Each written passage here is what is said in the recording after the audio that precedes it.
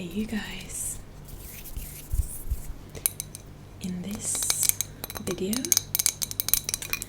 I'm going to be talking about 10 things that I love about Egypt. These are going to be in no particular order, but I've got stuff set up all around me to tap and scratch on, and I'll have items to tap and scratch on and make sounds with that represent each of the 10 things that I love about Egypt.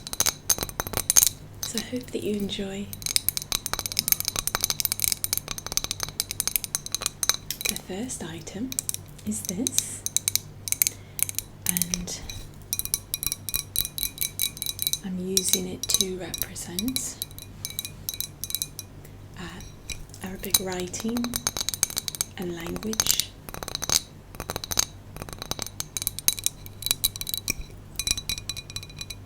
I love Arabic writing. I love the style of writing. I love how beautiful the calligraphy, if you will, is. I think it's extremely beautiful.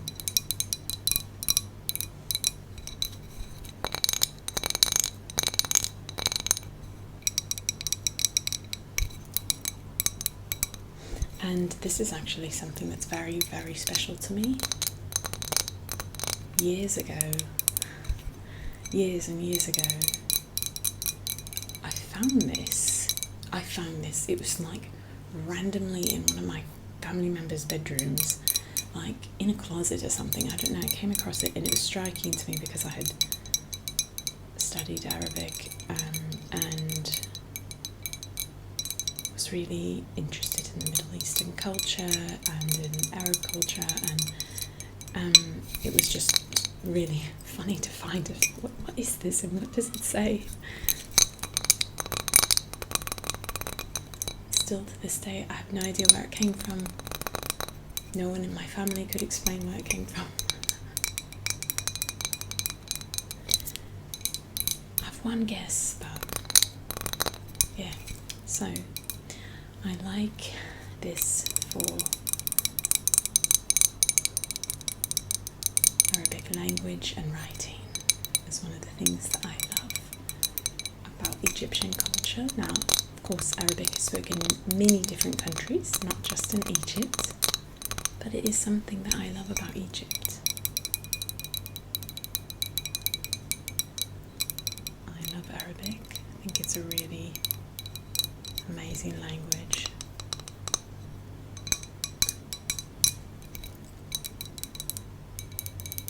And so this is like a something that I think, I don't know for sure where you would hang it, but I used to hang it over my door. And you can hang it, it's got a little bit here so you can like put a nail there and it will stay up on a wall.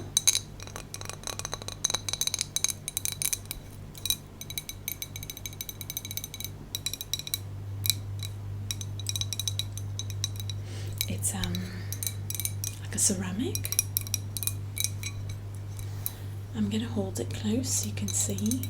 Obviously I'm further back in this video, but I've set the mic up to hear my voice and the items back here, so I can't push it too far forward without you losing my voice, but that's it. Abana, our Father. The special thing about this to me is this is actually the Lord's Prayer in Arabic. So maybe some of you are familiar with the Lord's Prayer. It's the one that says, Our Father, who art in heaven, hallowed be thy name. Thy kingdom come, thy will be done on earth as it is in heaven. It's a really special Bible verse to me. Words spoken by Isa al-Masih, Jesus the Messiah. In Arabic it's Isa al-Masih.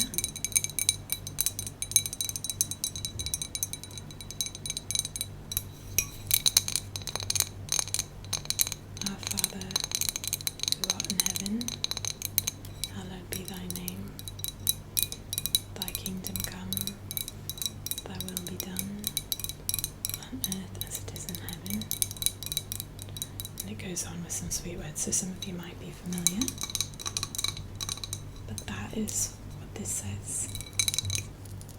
Yes, very, very significant piece of art to me. So yeah, language and the Arabic language, both written and spoken. And here in Egypt, the kind of colloquial street language is called Arameya. I've spoken about it many times, but it's that's really what's spoken here in Egypt. Every part of the Arabic-speaking world speaks a different kind of dialect of Arabic. Okay, next. I'm going to go with kind of a broad category. My second favourite is culture, architecture, design, and just like the bright colours, the vibrancy of the design of the culture. So I'm going to use this and a couple other items here to represent this second thing that I love about Egypt. It's a broad category. Many of these 10 things, I kind of lumped some things together.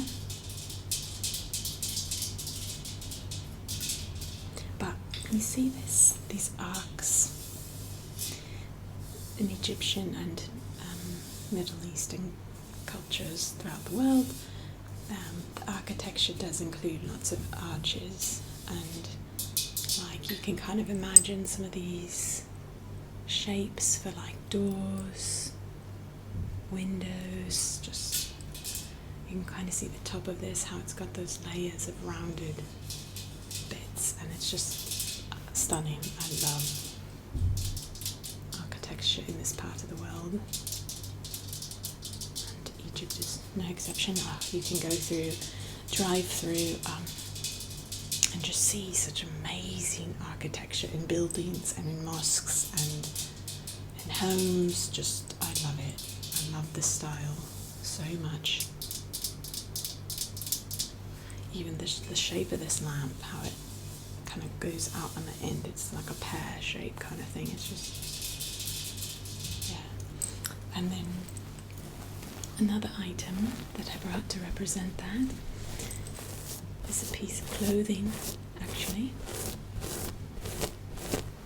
This is what is called a galabeya.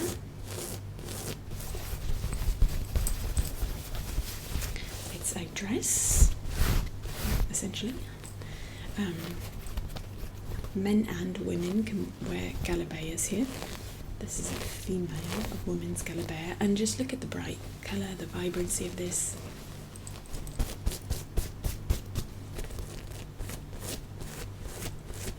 I'm going to kind of pull it down. It's going to ruin some of our aesthetics at the moment, but I want you to hear it really well. It's sticking to the lamp. I've used a chair to hold it up. Okay, but I want you to hear it up close.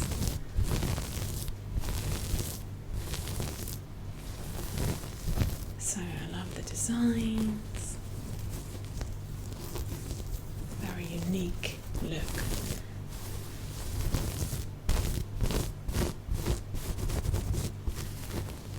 The other day I was on my way to actually the immigration and passport office here, and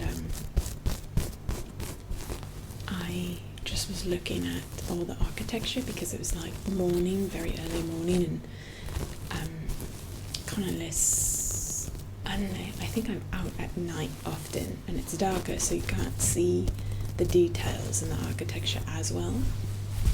My dance classes are usually in the evenings, and life is just more active at night here in general. So I was just out in the morning to go to this appointment that I had, and it was just striking seeing some of the details in the buildings. Of course I've seen them before, but it really stood out that morning. The sky was kind of like clear,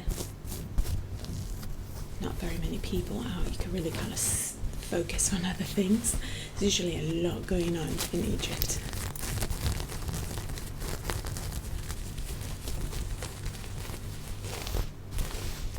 we generally just try not to like walk into other people or things or animals, or like it's hard to look around and like soak it in. You're just like trying to take your next step.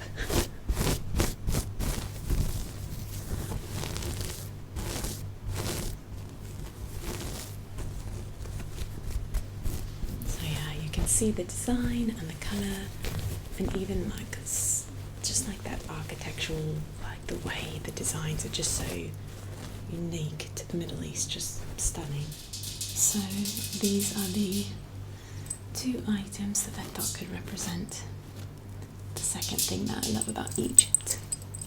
Okay, the third thing that I love about Egypt is, I've shared this before, but I love Muslim people so dearly.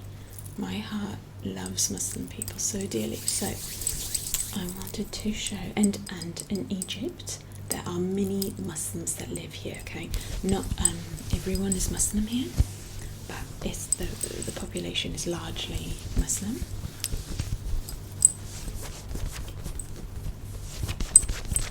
So I thought I would show you a few items that I've been given as gifts from people. Okay. So this is a book. I very much am very passionate about understanding what people believe about God. And so I have learned over the years quite a bit about Islam and plenty of other religions as well, and lived in different parts of the world, and that's been special to see the way that humans, that we seek our Creator, seek God. And so this is a book about Islam.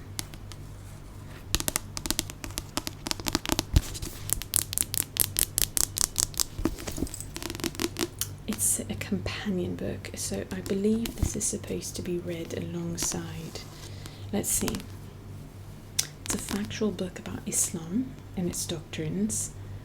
Distinctive in its approach, it is determined enough to deal with both the old and new misinterpretations attributed to Islam. It has been written for ease of reading and understanding for native English readers, yet also to benefit contemporary non-native English readers of the world.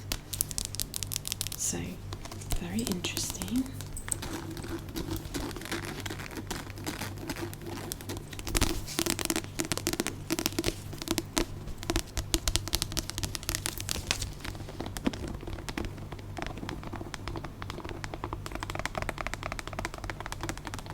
I do wish that each human could live in another part of the world for at least some time of their life, just to be able to see another culture and other families and other people that are just like us, loving their families, gathering with families, doing meals together, living life together, relationships and life and families, babies being born, etc. It's just the same thing. We're all the same, just in different places. And of course our cultures do make us very vibrant and different and have a lot to offer each other. But I have found that we do, as humans, have a tendency to not feel comfortable with things that are different.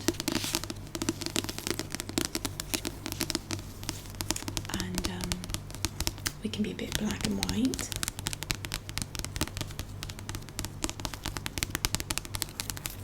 And think things about each other that are not true. So it's really, really, truly, like, as sad as it is, it's also very funny. Sometimes people will say the funniest things to me about like what Americans are like, or about what Christians are like, or what Christians believe, or Wow, I've had the fun. I've travelled a lot in my life. I remember one of the funniest ones. What was it? I was in Indonesia once. Also, a very large population of Muslim people in Indonesia. In fact, I think it's the largest population of Muslims in terms of country. Like as many more Muslims in that country than any other country, if I'm not mistaken. It was at some point, at least. I was in Indonesia, and I remember I was staying with a Muslim family. I love these sweet. Okay, here we go. I was staying with a Muslim family, and I remember a girl came up to me in the family, and she didn't ask me this. She told me. She said, "I know that you have a maid," and I said, "I don't have a maid." She said, "No. I know that you do."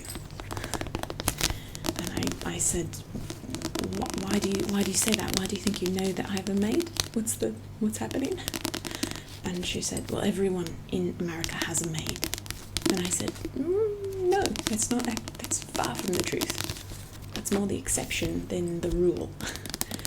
In fact, ironically, I bet more people in Indonesia regularly had maids than people in the US, because it was very common there. Or was it in Indonesia? In India too. So forgive me, I don't know for sure about Indonesia, but I know in lots of parts of the world I've gone to, definitely more people have a regular. It's very common to have someone that's your housekeeper, that cleans your house, more than in the United States, I would say. But that was her assumption. She thought that, she'd heard it, she believed it, and we just do that a lot. I also remember that same girl. One day, I took a tomato and I washed it properly, and I took a bite out of it as if it was an apple, and they all almost fell over. They thought it was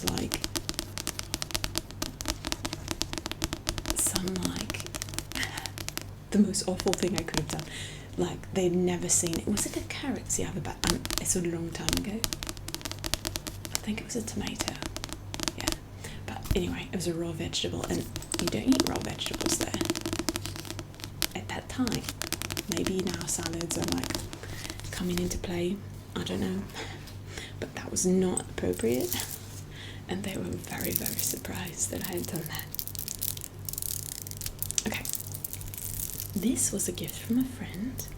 This is something very special. I hope that it's okay that I'm using it to show you guys a bit about Egypt and about Islam. So I will take care. These are prayer beads, and you pray for, in Islam, people pray the 99 names of God, of Allah. So in Arabic, the word for God is Allah. It's literally just a translation. Even in the Bible, if you read the Bible in Arabic, the name for God is also Allah. That's another misunderstanding, I think. Sometimes people don't understand that's just a translation for the word God. But yeah, these are some prayer beads, and you'll often see people in Egypt walking with these in their hands. You'll see people holding them in their homes, and reciting the 99 names of God. So in Islam, there are 99 names of God, for example, the Holy One, like that, okay? And there's 99 of them. And people will repeat those words.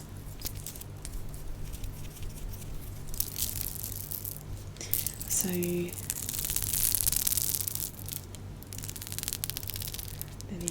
beautiful beads.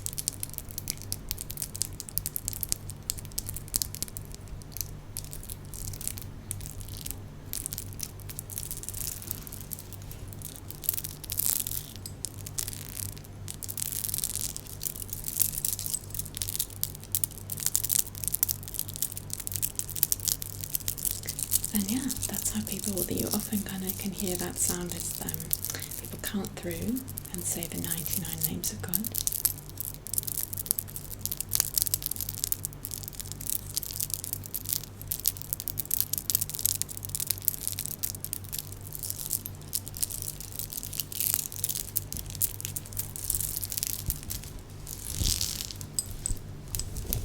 Another one that I got the other day was, this is a very common misconception,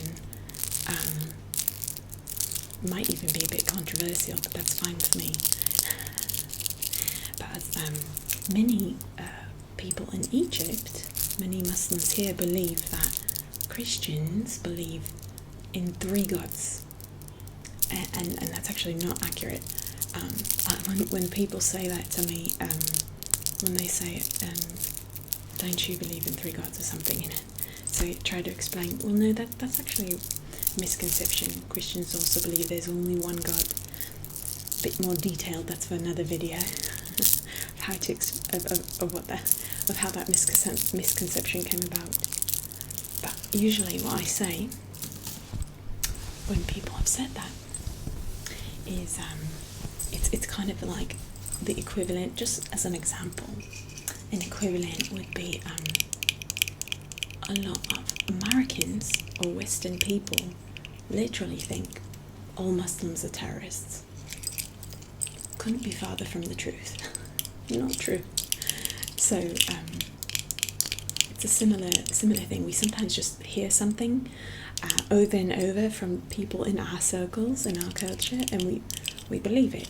We don't actually know. And so that's why I said it's nice when you go to another place, you actually learn what people do believe, what they believe, and you're not reading about what they believe or hearing it from someone that's never been there either. So it really helps to go and know what other people do believe and how they really live. It kind of breaks down some walls that aren't necessary to be there, even if you believe different things from each other, you know. Okay, this is a third item that I had to represent Muslims. This is a kind of lantern that is used during Ramadan to kind of represent Ramadan, which is a month in Islam where Muslims fast and pray. And this was given to me as a gift by a sweet little in my life here, and yeah, it's a lantern. Forgive me, I don't know the name of it in Arabic, but you see them everywhere during the month of Ramadan.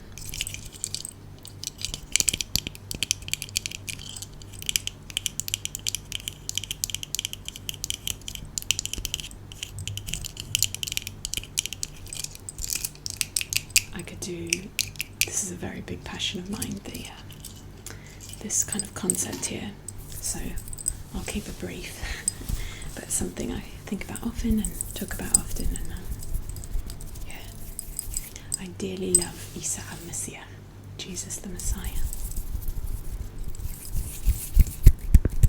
and I love to understand what my sweet friends here believe, and it's very fascinating. I love studying the Torah and the Injil, which is the Old and New Covenant, the Old Testament. Some people might call that the Torah, Tanakh,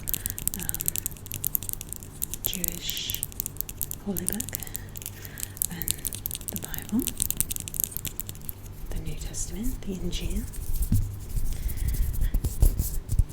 Big passion of mine. So, okay, next I'm going to go with, this is like in a different direction, but we're going to go there. Before I show you the item to represent this, I'm going to tell you what it is. The word crazy. One of the things that I love about Egypt is it's absolutely crazy here. There are no rules, nearly no laws, barely anything is adhered to, like, just it's crazy in both the best way and, of course, okay, so there's some cons to that, of course, but generally the wildness and hilariousness and craziness of no rules, to a certain degree, it's hilarious and fun and a bit wild. Yeah, just not lots of rules.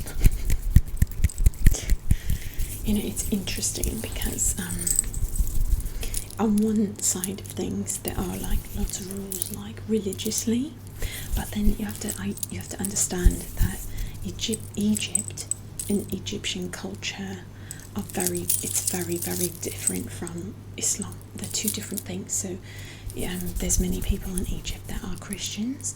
There's many people that are Muslims. Of course, there are more Muslims than Christians, but culturally, they're different things. That's a religion and a culture. Okay, so to be clear, I'm talking about the culture here when I say there's no rules in Egypt. Okay, culturally, Egypt is just, so the thing I'm going to use to represent crazy, I spent a while trying to figure out an item for this, and I chose this.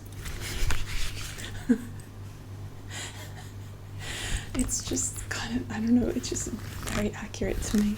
It's so random. It's so random here. So anything goes. Okay, so this is what I'm going to use. Some of you know what this is already. I've used it in other videos. This is a silicone snipper. And there's many purposes for it, apparently. But I thought it'd make some nice sounds and be a great representation for no rules, pretty wild, crazy place. Egypt is a place where you can see full entire families on one motorcycle. Lots of parts of the world you can see this, but the other day I was going down the street, saw mom, dad, mom's holding an infant, and then 3 other older children were on the bike, one bike. Impressive. Dangerous? Yes, but impressive? Yes.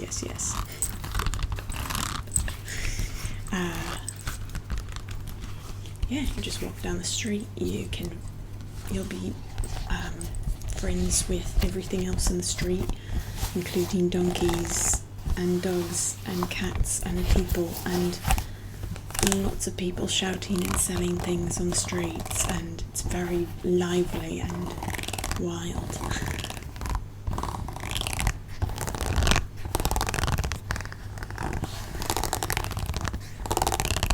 So when I found this at the Mall of Arabia here, I used it in a video. I did a whole video with just there's 2 of them. And I asked you guys, if you've used these before, what is the purpose? I got lots of responses. One was for rainy weather, covering your shoes and then you still have traction. And another was kind of similar, using it for cleaning your bathroom. Because in Egypt, this is I'll just add this into the thing I love about Egypt in a crazy way. Bathroom life in Egypt. Your entire bathroom is like a splash pad. Water can go everywhere. So shower may or may not have a curtain, doesn't matter. The entire place is splash proof. There's no decorations in a bathroom, there's no carpets, there's no rugs, there's no items in your bathroom essentially, but water, a shower, a sink and a toilet. Khalas, that's it. So, when you clean your bathroom, it's just spraying water everywhere, soap, this and that, and you need some kind of traction. Oh my gosh, I should have put these on the other day. That's hilarious, you guys. I cleaned my bathroom. It didn't even occur to me. I was putting soap all over the floor and my feet were slipping, and I didn't even grab my silicone slippers. It didn't even occur to me. Oh my gosh. Hilarious. Literally, this just happened. Oh, do I still have those pictures? If I have pictures, I'll try to put them on Patreon. I am going to put a video on Patreon of behind the scenes setting up this video. It's short, to the point, but I like to show behind the scenes sometimes on Patreon. And there's a random happy face there, and that also fits very well to Egypt craziness. I was talking to a girl when I was visiting the US. She has this amazing job where she's involved in water in amongst many nations, I don't know, the higher ups of the concept of getting clean water and working with water, just like a water genius, and actually meets with the presidents of other countries to talk about these issues. And address problems and amazing things. So she's travelled a lot, right? And when I said, yeah, I'm living in Egypt, she's like, wow, that place is crazy. And I was like, you've been all over the place in Egypt. She's like, yeah, craziest I've ever been. And I was like, thank you. I love this place and thank you. It's a compliment. I'm obviously not Egyptian, but I've lived here for over a year and I was a part of an Egyptian family for over 12 years in the US, so I love Egypt. Okay. What number are we on, you guys? Okay, we did 1, 2, 3, 4. Okay, we're on number 5. The 5th thing that I love about Egypt. I'm gonna go with music and dance. Okay, I love the music here. When I'm in a taxi and the music is playing, it's just the greatest thing. It's so lively. It's got so much rhythm and beat and feeling and I love it. I've got a few small things I'm going to use to represent music and dance in Egypt. And I'm actually going to use this because I've got the second thing. It's actually giving me bum support at the moment, but I'm not even going to edit this out. I'm just going to show you it's been there. Okay, I'm going to use these 2 things because I don't have a belly dancing belt with me right now. The one that I have, ironically, I think it's in the US.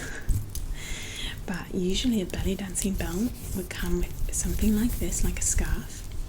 And there's tons of these little jingly bits attached to it, okay? So this is, you need to pretend with me, okay? We're in an imaginary world together anyway right now. So that's what I've got for our belly dancing and music category of things that I love about Egypt. This is a headscarf, or it's a scarf, and I use it for my head. I live in a very, what's the word? I don't know what to call it. Maybe conservative area?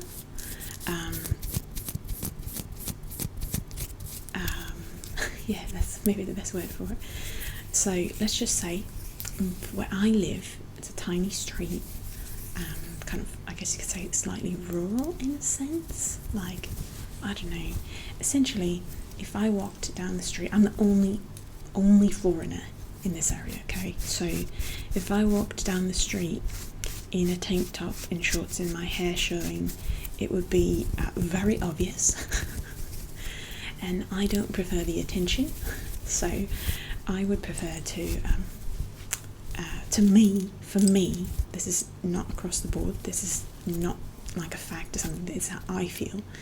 I feel more respectful of the culture if I am covering my legs and my arms and my hair, and I feel more comfortable personally too, because not every woman in this area covers their hair, but my hair is a very different colour, my eyes are very different colour, my skin's different colour. I stand out like a sore thumb already, and I prefer not to.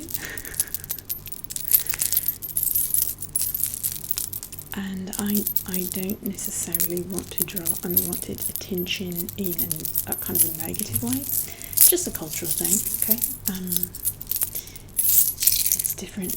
Everybody in Egypt has different takes on things. People believe a lot of different things and wear a lot of things. Lots of women don't cover their heads. Lots of women wear dresses that are short with no sleeves, and then lots of women cover completely where the only thing you can see is their eyes, literally. You can't even see their hands. So you've got the whole spectrum, right? So, for where I live, and for my heart, this is what is suitable for me in Egypt. In the part of Egypt that I am in. Sorry, that bumped the mic a little. I want to get this closer. I'm going to touch the mic with this because, yeah, that's Where's the stuff? There we go.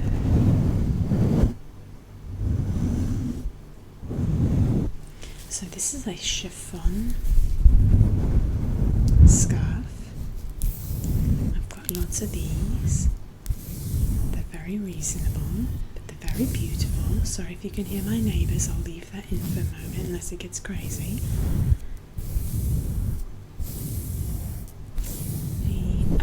One of my favourite colours to wear, that is. Usually my favourite colour is yellow. But to wear on me, because this is like, you can't see my eyes obviously, but this sort of matches my eyes. It makes my eyes, it's very flattering for my eye colour, I guess. So, now that's that. So yeah, the music, the dancing, the belly dancing is so fun. Just Arabic dancing in general, lots of flipping of the hands, movements. I should do a video for you sometime with talking about that. I love dance, and so I've been taking belly dancing classes here, and it's just so fun, and also very difficult. It's very technically, you really have to know how to use certain parts of your body and the muscles in your body, and it's very actually difficult to do well. So I'm learning and I love it, and I'm determined to master belly dancing. Okay. Oh, that sounds nice.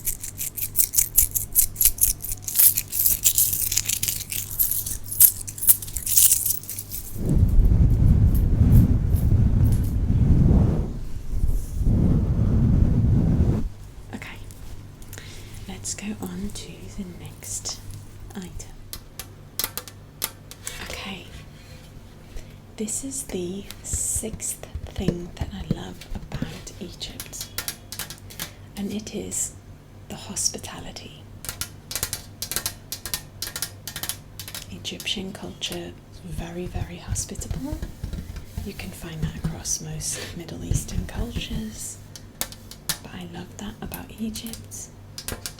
And what I have here is a tray that's used when you have guests over to your home and you serve them tea. So it's like a tea tray. And I've got a box of tea and a cup back here, glass. But I'm going to start out with the tray.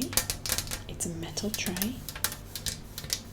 And literally when I go to my neighbour's house, she's the mother of the man who owns this home, this apartment, and she's so cute. She's this old lady, and like every time I walk over there, like I pay rent to her, to give to her son, and every time she's like, itfaddali, like essentially it's like, please come in, you're welcome, come in, and that's like all the time people will do this, and it's kind of like a courtesy, like you say it, you don't necessarily expect them to always come in, but if they did, they would come in and give you tea and the whole thing. So I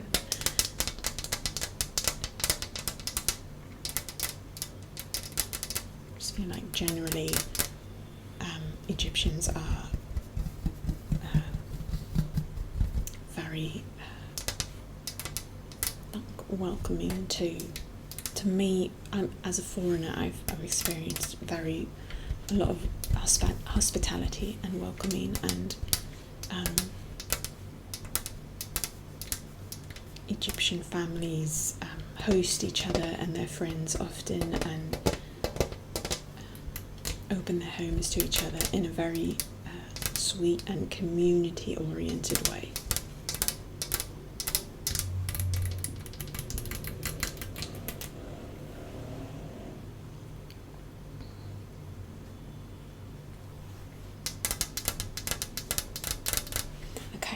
So I'm going to grab the box of tea also, and I'm going to place this tray down here.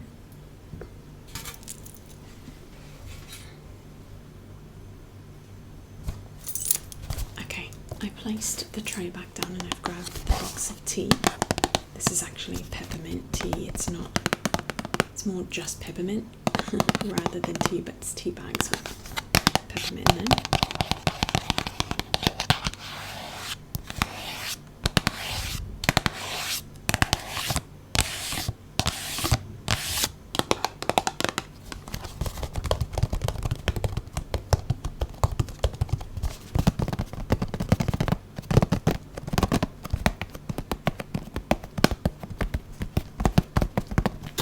I should do a whole video sometime about misconceptions that Westerners have of Middle Easterners and misconceptions that Middle Easterners have of Westerners. That'd be very funny.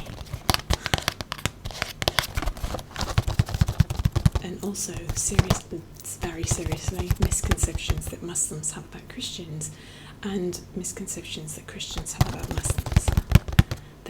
They are very different. I'm not saying they're the same, they're very different, but sometimes they have very big misconceptions, and it would just help to meet the people and ask the question to the person who believes it instead of learning it from someone that believes what we believe, that kind of thing.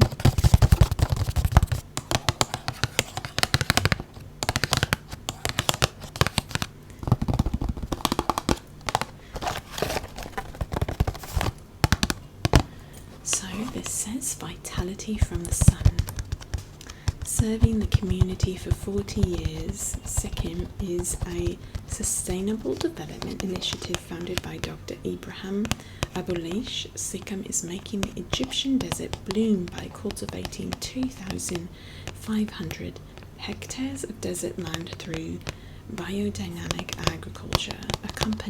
Accompanying us is always the vision of sustainable development towards a future where every human being can unfold his or her individual potential, where mankind is living together in social forms reflecting human dignity, and where all economic activity is conducted in accordance with ecological and ethical principles. Hence, our initiative also builds a kindergarten, schools, vocational training centre, the Heliopolis University, as well as various other cultural institutes. In this way, we give 20,000 people a work and life perspective. Wow, did not know that. That's really cool.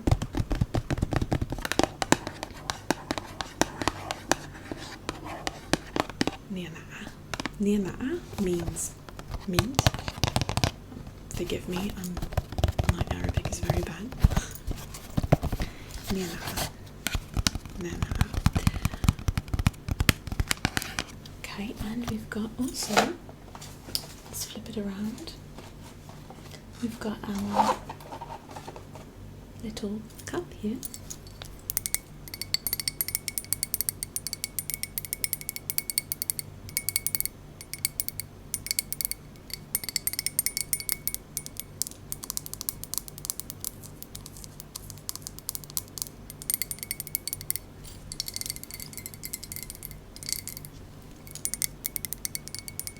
Tea. So when you arrive in someone's home, they will often offer you some tea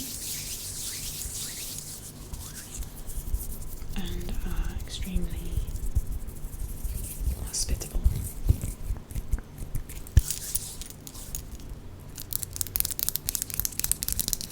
Okay, I'm gonna go for number 7 being something kind of, this is what I'm going to use to represent. You haven't seen it yet, but one of my favourite things to eat in Egypt is called zalabia, and it is a dessert.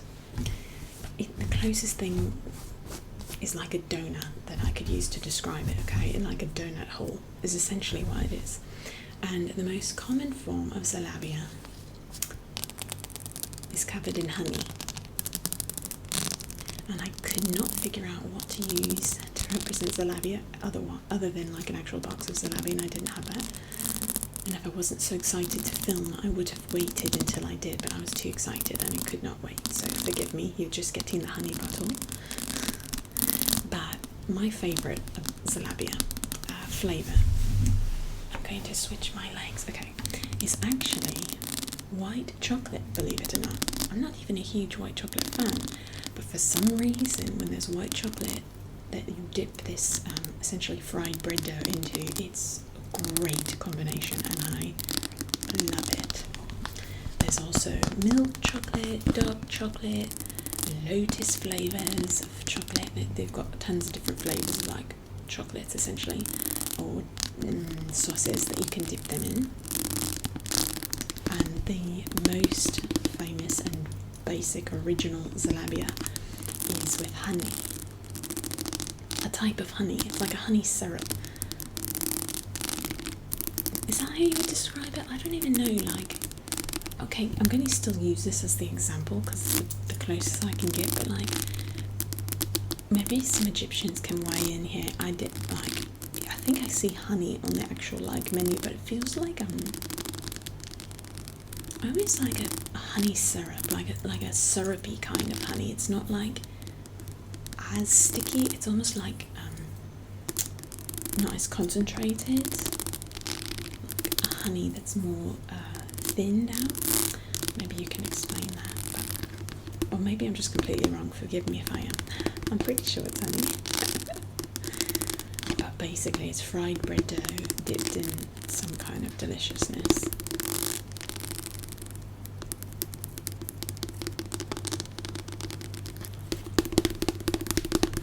I'm going to show you this up close.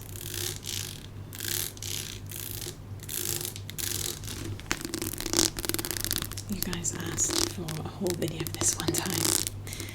This is not exactly a whole video, but I'm glad you're getting to hear it again. I think I used this in my skincare video because I use honey as a part of, like, I make this mixture that's like an exfoliant with, usually it has brown sugar, honey and olive oil, and I use it to exfoliate my skin. So I used this bottle in the video and you guys were big fans of it. I can see why, it sounds so good. Just a simple honey bottle. I actually have an entire video of just honey bottles because they're all shaped really cool. They have great plastic sounds. Yeah, I have a whole video from a few years ago, all different kinds of honey bottles.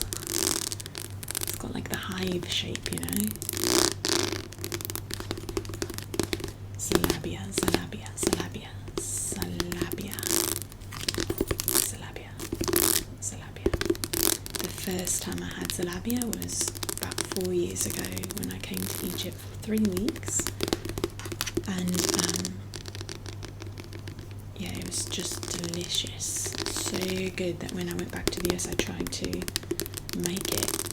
I think I bought something to make it with, but you know, you just can't quite get the real Egyptian Zlata, you know.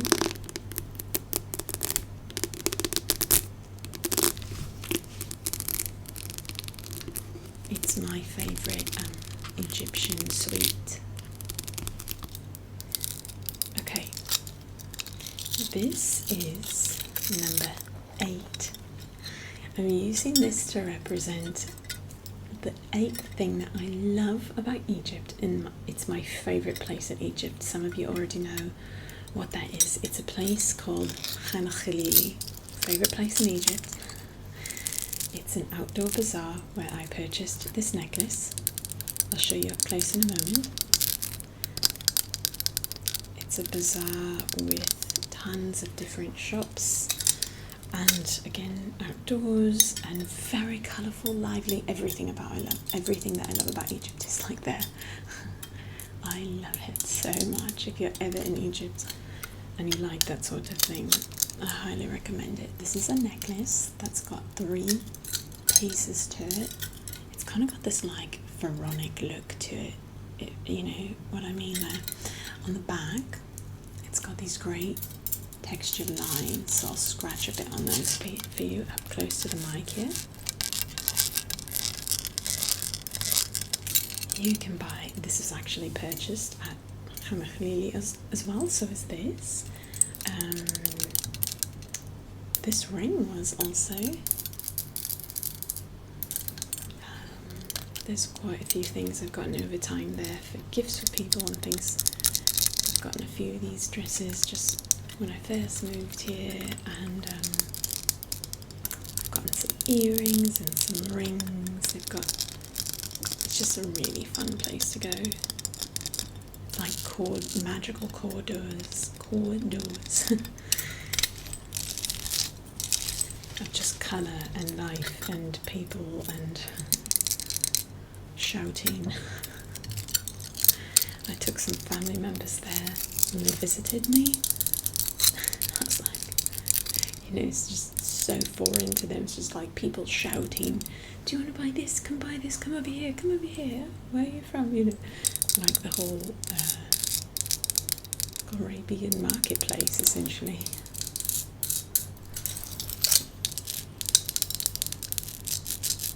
And yeah, it's like lots of places are like covered because of just like beautiful materials and tent-like things kind of here and there and about, restaurants that you kind of can like find in these little nooks and corners, and it's just magical.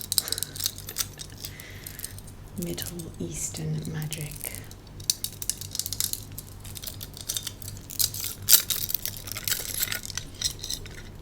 So yeah, this is one of my favourite things that I've ever purchased there, so I thought I would use it as an example. This is another favourite, and I actually have a do I still have it?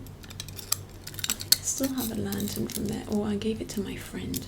Maybe I gave it to my friend when I moved. But I had another lantern from Khalili.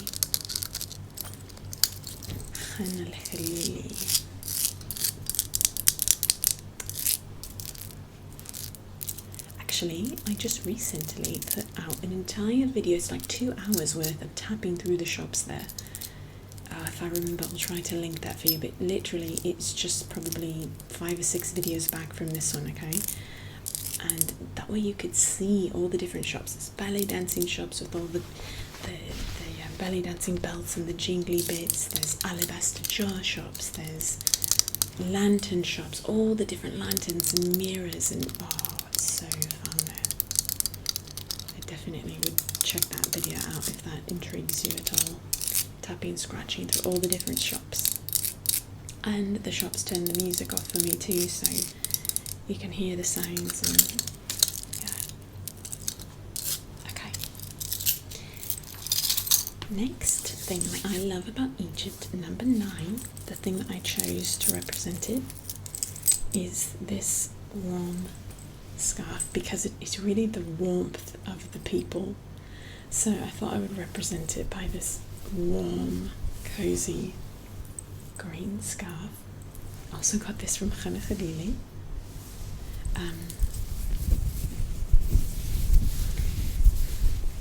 Just Middle Eastern culture, Egyptian culture, just warm people.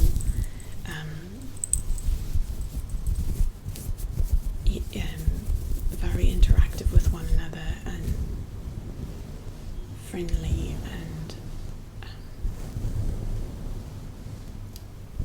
just kind of like laughing, and as much as life can be difficult for a lot of people in Egypt, they're very like light-hearted and jovial people, and just warm, welcoming, warm. Like I said, hospitable, but that's kind of like a separate bit.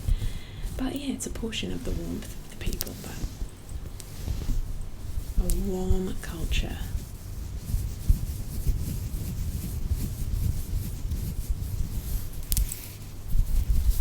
I'll give you an example. This is not to put down another culture, it's just to show you the difference, okay? One of my best friends is Swiss, so Switzerland, okay? So you walk down the streets in Switzerland, or in Germany as well, I had this experience. And when you walk past people on the street, you pass them. There's no like, if you were to smile or interact, it would be very weird.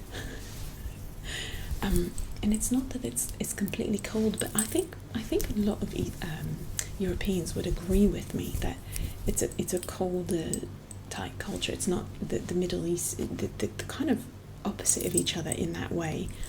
And again, there's pros and cons to both. It's not okay, but because because it depends on your personality and what you're drawn to and what you're comfortable with.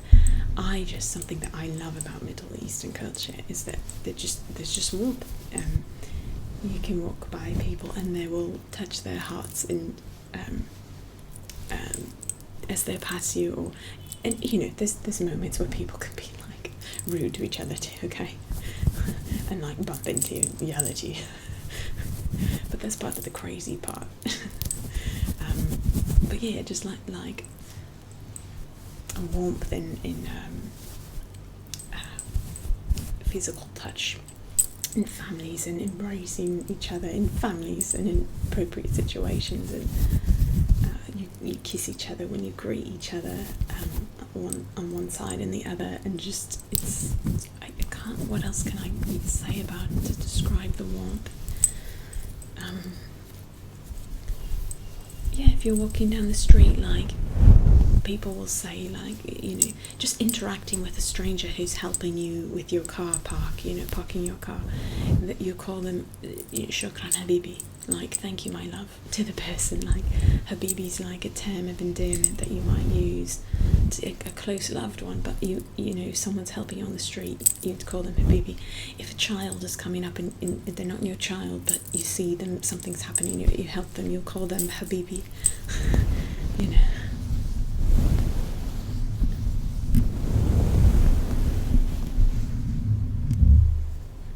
Very like life-giving, jovial people. Laughter, and deep laughter, and like joy, especially, just pretty amazing. Great, like, sense of humour. Yeah, so warm people. Okay, number 10. I'm going to use this candle to represent it. It kind of has some overlap to the warmth and laughter that I just expressed, but it's very specific, and it's helping each other, helping others. So, an example, when I first came to Egypt, my Uber app is what I used to get around, and one night, late at night actually, my 4G for some reason stopped working, and I did not have Wi-Fi to use my Uber app, and I was new here, late at night, and I didn't know like how to get back to where I lived, because at that point I had not taken a taxi. Now I take taxis all the time, and I know how to get a taxi and how to speak and how to say where to go, but I didn't know how to do that very well in the beginning, or just the procedures of doing that. Okay, I remember the story now. I had to remember bits and pieces. Okay, so yeah, what it was I was with some friends and it was late, and so I wasn't paying attention to whether or not my 4G was working, because it always worked and I always took an Uber. But because I was with friends, they grabbed me a taxi. That's what it was. Okay, so they grabbed the taxi and they told them, take me to this area, and then I can tell them from there like where to go. So I'm like a small child here. They put me in the taxi and say, take her to this spot, and then she'll tell you where to go. Yes, that's how that worked in the beginning for me. So I did go in the taxi, but other people called the taxi for me and told them where to go. Okay, so I'm in the taxi, and the taxi driver could not find the spot they're supposed to take me to, that my friends had told me. And it was quite late at night again at this point, so we're on a highway, and I didn't know how to tell the person where to go. They'd passed, I think, a point they were supposed to turn, and then kind of got lost, and I was like, oh my gosh, well, here we are. And I could tell that the taxi driver was getting frustrated because I could not tell him where to go. I was like, the only thing I could say is I'm really sorry, I don't know how to get back to the place they told you from here. And my 4G, that's when I looked and saw my 4G's not working, because I could have hopped out and gotten an Uber, but it wasn't working. And I could have pulled up Google Maps and put my address in and directed him there, or he could have followed it, whatever. So none of those options were working. I could not get internet. So here comes Egyptian people, right? Amazing. So I get, we pull over on the side of the road on like a highway, and try to like, he's trying to figure something out. I'm trying to figure something out, and there's two people like standing there on the highway, a bit of a distance from us. They see us, and like walk over to say, are you guys okay? Is there a problem? Can we help anyway? It turns out they were waiting for an Uber. And when we explained what was going on, they spoke English, and we explained both in Arabic and English. They're like, oh, just come in the Uber with us, no problem. The Uber's coming right now, you can come. So I jump in an Uber with this, like, a couple, essentially. I jump in with them, and they bring me to my place, and then they wanted to pay for me. They were like, oh, no, we'll pay for you. I'm like, no, like, that's so, you did so much for me just now, I can't have you pay for me. Like, it's so kind of you, but I can't. And I know, like, culturally, I don't know, maybe I should have accepted that, but I couldn't. It was so kind of them already to go with me, to take me, to let me use their Uber with it. It was just like, and then they went home, which was I was completely out of the way for them. And if I'm not mistaken, it was 1 or 2 a.m.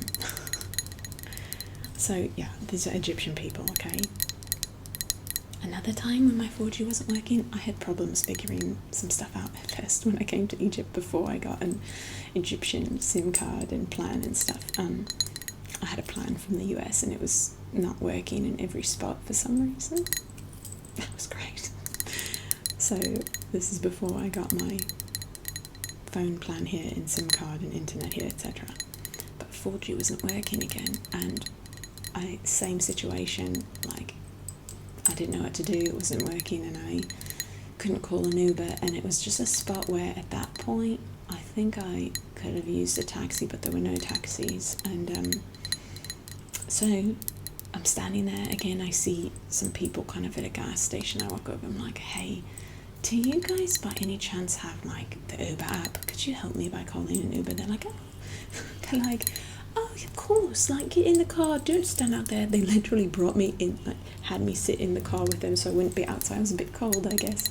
I sat inside, and they're like, would you like some music? Would you what are you guys doing here? I forget what they were doing, but these two people were there for something, and they just let me sit in the car, called me an Uber, gave me hotspot from their phone so I could call an Uber, and then, yeah, it was just like so kind. And I sat in the car. They're like, no, don't stay outside by yourself until the company comes. You know. So, and they just like wanted to like protect me. They didn't even know me, and they're like I could be there to kill them. You know, they're just so like, they help. The other day I was with my friend, also, and we're walking down the street. Someone's car had broken down. And so, like, we're walking, and he just, like, starts, like, the guy's, like, pushing his car because it had broken down. He's, like, pushing it to the side of the road. My friend just goes behind and starts pushing as well, you know. One time, his car broke down, and, yeah, just, like, people just come around, just help you push it, fix it, do whatever, and just, you know, just help each other.